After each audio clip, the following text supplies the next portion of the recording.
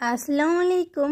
সকলে কেমন আছেন? আশা করি আপনারা সবাই খুব ভালো আছেন। আলহামদুলিল্লাহ আমি অনেক অনেক ভালো আছি। তো বন্ধুরা দেখো, এই যে সকাল সকাল গাছগুলোতে পানি দেব।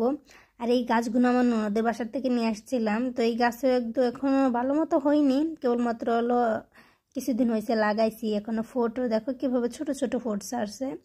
তো খুবই তাড়াতাড়ি বড় হয়ে যাবে গাছগুলো। আমার তো খুব ভালো লাগতেছে। এর আগেও অনেকবার এনে লাগাইছি, গাছগুলো হয়নি, কিন্তু এইবার গাছগুলো হয়েছে। এদিকে দেখো আমার যে শখের গাছগুলো আছে, এখানে আমার ভালো লাগে গাছগাছালি লাগাইতে, আমার অনেক ভালো লাগে। ঠিক আছে, তো আমার রান্নাঘরের পাশে একটু জায়গা আছে বাইরে, সেইখানে আমি মাঝে মাঝে গাছগাছালি লাগাই।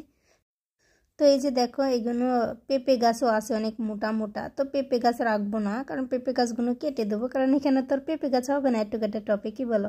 তো এদিকে দেখে যে কলমি শাক, আমি মাঝে মাঝে যে বাসায় কলমি শাক আনি, সেগুলো খেয়ে এর গাছগুলো খেয়ে কাজ নাই তো কি করবো, এই গাছগুলো না এখানে আমি রেখে দিয়েছি। দেখো সেই গাছগুলো কিন্তু এখনো হয়ে গিয়েছে এখানে। তো যাই হোক না কেন, এরপরে যে আমার শখের মরিচ গাছটা বন্ধুরা 1 বছর হয়েছে এই মরিচ গাছটা লাগাইছি, এখনও কিন্তু ঝাল ধরেনি, ফুল ধরে ধরে মরে যায়। মেবি হয়তো আর একটু বড় হইলে হয়তো হবে গাছটায়। তো আমি রেখে দিয়েছি জাল গাছটা, যেহেতু অনেক শখ করে লাগাইছিলাম, তো এই জন্য না গাছটা আর কাটিনি, রেখে দিয়েছি। তো এরপরে দেখো বন্ধুরা, এই গাছে কিন্তু অনেকগুলো ফোটও ছাড়ছে, আগে এত ফোট ছিল না। এরপরে এই যে পুদিনার গাছ আমি লাগাইছিলাম, পুদিনার গাছ। এখানে আছে কুমড়ো গাছের চারা দিছি, যখন একটু বড় হবে না বাইরে নিয়ে কোথাও লাগিয়ে দেব। তো দেখো এই যে গাছগুলো কিন্তু খুবই সুন্দর করে হইতাছে।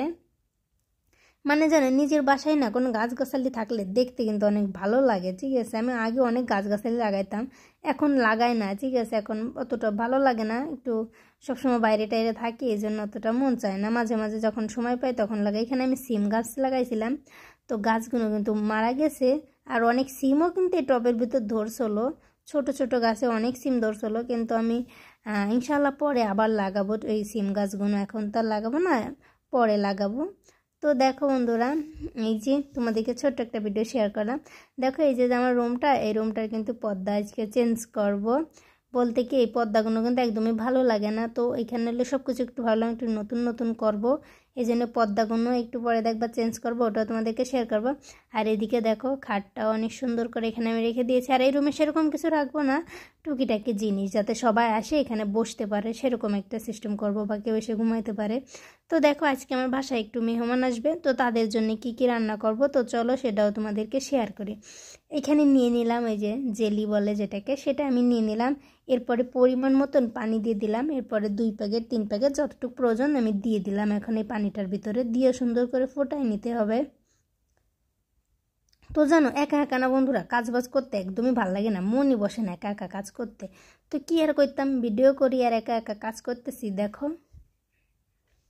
আরও রোজার মাস, ঠিক আছে, রোজার মাসে তো জানোই রোজা থেকে না কোনো কাজ করতে ভালো লাগে না, ঘুমাইতেও ভালো লাগে না, কাজ করতেও ভালো লাগে না, কিছুই না। ঠিক আছে, তো এই যে দেখো কিভাবে আমি মানে বানাইতেছি, অবশ্যই দেখো। আর যারা জেলি বানাইতে পারো না, প্যাকেট দিয়ে অবশ্যই এভাবে বানাই নিতে পারো। তো অবশ্যই এভাবে পানির পরিমাণটা একদম কমে রাখবা তোমরা, তাহলে দেখবা অনেক ভালো হবে। এদিকে দেখো এই যে গোশ বের করে রাখলাম, গরুর গোশ না কি গোশ জানি না, তোরা খেয়াল নেই। তো এই গোশটা নিয়ে আসছিলাম যে পোড়াই খাবো, এই জন্য অনেকগুলো পোড়াই খেয়েছি, তো এইগুলো রয়েছে। তো ভাবলাম আজকে এইগুলো দিয়ে, যেহেতু মেহমান আসতেছে, তো এই চিপসটা দিয়ে আর এইটা দিয়ে যে কোনো একটা রেসিপি বানাবো। তো এই জন্যে চিপসও বার করে রাখলাম, আর এদিকে মাংসটাও বার করে রাখলাম। তারপরে দেখো বন্ধুরা, আমার এদিকে জেলিটা কিন্তু আমার হয়ে গিয়েছে প্রায়। এই যে সুন্দর করে মিক্স করে নেব। এখন আমি মানে কিছু সময় ফুটিয়ে নিয়েছি, ঠিক আছে। এখন আবার এটাকে সুন্দর করে একটু ঠান্ডা করে নিয়ে তারপরে বাটিতে ঢালতে হবে। অবশ্যই যেহেতু প্রচুর গরম, আবার ফ্রিজে রাখতে হবে, এই জন্য একটু হালকা একটু ঠান্ডা করে নিলে না ভালো হয়। তো দেখো এই যে একটু ঠান্ডা করে নেব এখন আমি। আর এখন আমি প্রতিটা কাপে না দিয়ে দেব। তো এখানে আমার যতগুলো কাপের প্রয়োজন আমি মানে কাপগুলো নিয়ে নিয়েছি, বাটিগুলো। তো এখন বাটির ভিতরে সুন্দর করে দিয়ে দেবো। আর আমার না জেলি খেতে অনেক মজা লাগে, ঠিক আছে। তো এদিকে দেখো এই যে চিপস, এখানে আবার আমার যতটুকু পরিমাণে চিপস লাগবে সেটা আমি নিয়ে রাখছি। আর তো এটা আগে ভাবলাম আগে জেলিটাকে আগে সুন্দর করে করে নিই, বাটিতে রেখে ফ্রিজে রেখে নিই, তারপরে ওই কাজগুলো করে নেব।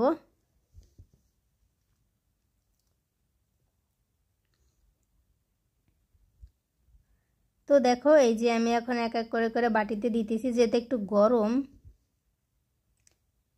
আর এদিকে এই যে এই চিপসগুলো এখন আমি ভেজে নেব। আর এটা হলো যে পেঁয়াজু বলে না কি বলে, ওটা বানাইতেছিলাম আমি, পেঁয়াজু বানাইতেছিলাম। অল্প করে বানাইতেছি, বেশি না, কারণ খাওয়া হয় না রোজা থেকে। এদিকে যে তরমুজ নিয়ে আসছিল, তো তরমুজগুলোকেও কেটে নেব আমি। তো এই যে যতটুকু প্রয়োজন আমার তরমুজ আমি কেটে নেব। এখন আমি তরমুজগুলোকে সুন্দর করে কেটে নেব। তরমুজ কাটার পরে ওই যে চিপস আর এরপরে ওই যে মাংস দিয়ে যেটা বানাইলাম, এই যে দেখো, এটা একটু তোমাদেরকে শেয়ার করিনি তো। উপরে এখানে আমি চিজ দিছি, আরও অনেক কিছু দিয়েছিলাম। এদিকে আমি আরেকটা পিঠে বানাবো। তো দেখো, এই পিঠেটা বানানোর জন্য জানো, এই যে এখানে আমি ময়দা বলো, সাদা যে আটাটা আছে না, ওই আটাটা অবশ্যই লাগবে নিতে। তো সাদা আটাটা পরিমাণ মতন দেওয়ার পর অবশ্যই দুধ, চিনি, ডিম, এরপরে ইজ, লবণ দিতে হবে। তো আজকে না বন্ধুরা, বাসায় কিন্তু তেল একদমই শেষ হয়ে গেছিলো, অল্প তেল ছিল। তো তেল আনতে একটু সময় লাগবে, এর জন্য এর ভিতর অবশ্যই তোমরা তেল দিবা। অল্প পরিমাণে তেল দিলে না ভালো হয়। তো আমার কাছে যেহেতু তেল ছিল না, এই জন্য আমি তেলটা দিইনি। তেল না দিলে এতটাও সমস্যা নাই, তো থাকলে অবশ্যই দিবা কাছে। যেহেতু আমার বাসায় তেল ফুরিয়ে গেছে, অল্প তেল ছিল, যেহেতু ভাজার জন্য লাগবে। এখন ওই তেলটা তো আর এর ভিতরে দিতে পারবো না। তো এই যে এখন আমি পরে ডিম দিয়ে দেবো, 2টা ডিম দেবো, বেশি না, 2টা ডিম দিলেই চলবে। আর তোমাদের কাছে ডিম না থাকলেও কিন্তু তোমরা চিনি, দুধ, এই ইস্ট অবশ্যই লাগবে পিঠাটা বানাইতে গেলে, না হলে কিন্তু ফলবে না আমাদের। এখানে পরিমাণ মতন না লবণটাও আমি দিয়ে দিলাম সুন্দর করে। তো এখন পরিমাণ মতন পানি দিয়ে সুন্দর করে হাত দিয়ে মাখিয়ে নিতে হবে কিছু সময়। তো এই আটাটা সেনতে গেলে কী হয় জানো, পানির পরিমাণ না একটু বেশি লাগে, যেহেতু একটু নরম নরম করে সেনতে হবে, এই জন্য পানির পরিমাণটা একটু বেশি লাগবে। তো এই যে আমি 2 কাপ প্রথম পানি দিলাম, 2 কাপে হবে না, পরে কিন্তু আমার আরও পানি দেওয়া লাগবে এখানে। তো এই যে আমার আটার পরিমাণটা কিন্তু একটু বেশি হয়ে গেছে, তো কি করব, যাই হোক না কেন, বেশি করলে সমস্যা নেই, আমি অর্ধেকটা বানাবো আর বাকি অর্ধেকটা রেখে দেবো ফ্রিজে। কারণ এতগুলো কে খাবে বলো, অনেক হয়ে গেছে। আর রোজাতে না কোনো কিছু খাইতে মনে চায় না, অনেক কিছু আমি বানাই কিন্তু খাইতে মনে চায় না রোজাতে। শরবত খাওয়ার পরে না আমার আর কোনো কিছু খাইতে ভালো লাগে না, ঠিক আছে। তখন মনে চায় কিছু সময় রেস্ট করি, তখন না আর খাবার দাবারের দিকে তো মজা লাগে না। যখন রাত্রিবেলা রান্না করি তখন আমি একবার ভাত খেয়ে নিই, ঠিক আছে, কারণ আমার ভাত না খেলে না ভালো লাগে না। অল্প খাই, যেটা খাই না কেন রাত্রিবেলা ভাত খেয়ে নিই। এদিকে দেখো, এই যে আটাটা কিন্তু আমার খুব ভালোভাবে সেনা হয়ে গেছে। এখন আমি আধা ঘন্টা 1 ঘন্টার জন্য ঢেকে রেখে দেবো এটাকে, না ঢাকলে কিন্তু ওই যে ইজ দিছি যেটা ফলবে না। এদিকে এই যে আলু নিয়ে নিয়েছি, আলুর পরিমাণটা একটু বেশি নিয়েছি, দেখি আমি যতগুলো বানাইতে পারি ততগুলো বানিয়ে নেব। তো দেখো, এই যে আলুগুলোকে ছুলে নিয়েছি আমি সুন্দর করে, ছুলে নিয়ে এখন একটু পাতলা পাতলা করে কেটে নিয়েছি, যাতে খুবই তাড়াতাড়ি কিন্তু সেদ্ধ হয়ে যাবে। তো এখন আমি সেদ্ধ দিয়ে দেবো। আর এই যে কিছুটা আলু রেখে দিয়েছি, এত আলু দেবো না। তো এখন আমি আলুগুলোকে সেদ্ধ দেবো, এই যে আলুগুলোকে সেদ্ধ দিতে দিলাম। তো এভাবে পাতলা করে যেহেতু কেটে নিয়েছি, আলু সেদ্ধ হতে বেশি সময় লাগবে না। তো এই জন্য কী করবো, আলুটাকে ঢেকে দেবো। আর এদিকে আমি আলুর এটা যে ভাজার জন্য যে ডিম লাগবে, আর ডিমটাকে 2টা ডিম নিয়ে সুন্দর করে ফেটে নিতেছি ডিমটাকে। তো এদিকে এই যে বিস্কুটের গুঁড়ো যেটা বলে, সেটাকে এখন আমি এখানে ঢেলে নিতেছি আমার পরিমাণ মতন। আর এমনি বিস্কুটের গুঁড়ো ফুরাই গেছে, তো যেটুক আছে এতটুক দিয়ে আমার হয়ে যাবে, অতগুলো তো আর বানাবো না আমি আলু চপ। তো একটু এই যে যেগুলো বানাবো এটা দিয়ে হয়ে যাবে আমার। তো এদিকে দেখো, আলুগুলো কিন্তু অলরেডি সেদ্ধ হয়ে গিয়েছে। এখন আমি আলুগুলোকে ওদের এবার করবো, সব মশলা টশলা দিয়ে সুন্দর করে মাখাই নেব। এর আগে এই যে একটু যেহেতু একটু চেনে নিতেছি, হাত দিতেছি না, যেহেতু গরম, এই জন্য আমি চামচ দিয়ে সুন্দর করে নরম করে নিতেছি।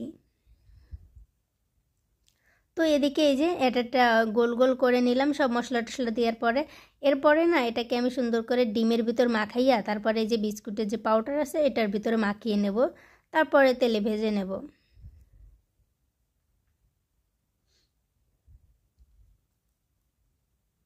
তো দেখো, এদিকে আমি অনেকগুলো বানিয়ে নিয়েছি।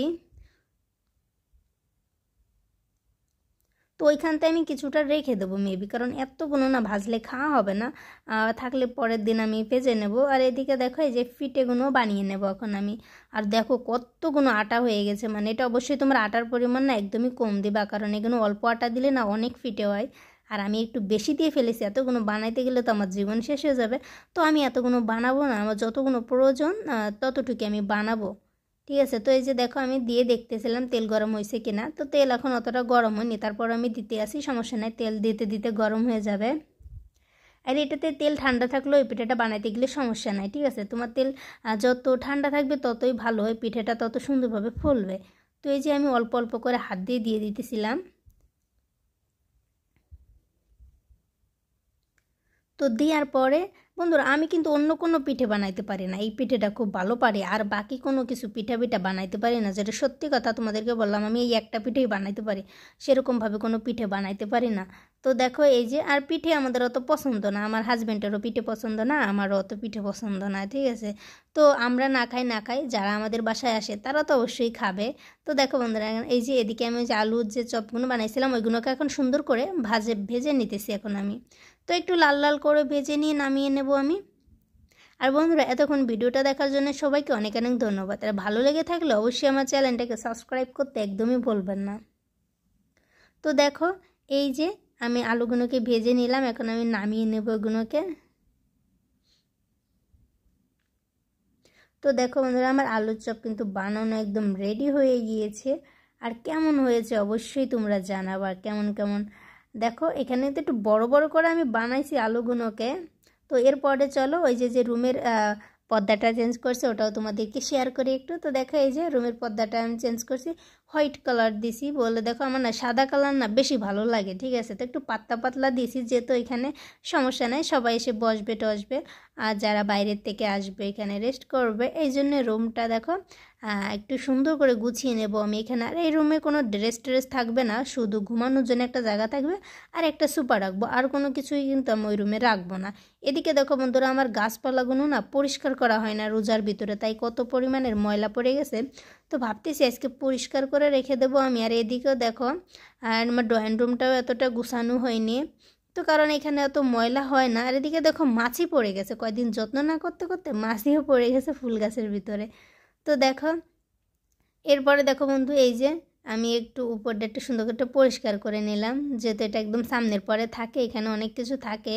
তো এই যে একটু পরিষ্কার করে নিলাম আমি এখানে আমার ফুলদানিগুলোকে সুন্দর করে একটু সাজিয়ে রাখতে। আমার না ফুলদানি বেশি ভালো লাগে, আর ফুল জিনিসটা আমার বেশি পছন্দ। তো এরপরে বন্ধুরা দেখো একটা আলমারি কিনেছিলাম কিছুদিন আগে, আলমারিটা না এখনও সাজাইনি। থালবাটির তো অভাব নাই, কোনো কিছুর তো অভাব নাই, কিন্তু আমি চাচ্ছি ওগুলো দিয়ে আমি সাজাবো না, আর যেগুলো দেখার মতো জিনিস সেইগুলো দিয়ে আমি সাজাবো, ঠিক আছে। তো দেখো এই যে এইগুলো আমি কিনে এনেছিলাম আমরা, তো সেইগুলো দিয়ে টুকিটাকি করে সাজাইছি। আরও অনেক আছে, আমি সাজাইনি এখনও, কারণ যেহেতু রোজা রয়েছি না, রোজার ভিতরে না মন চায় না কিছু করতে। অবশ্যই পরে এটাকে আমি সুন্দর করে সাজাবো। অনেক কিছু কিনে রেখে দিয়েছি, কিন্তু সাজানোর এখনও সময় হয়নি। আর আজকের ব্লগটা কেমন লেগেছে অবশ্যই তোমরা জানাবা। ভালো লেগে থাকলে অবশ্যই আমার পাশে থাকবেন। তো আল্লাহ হাফেজ, সবাই ভালো থাকবেন।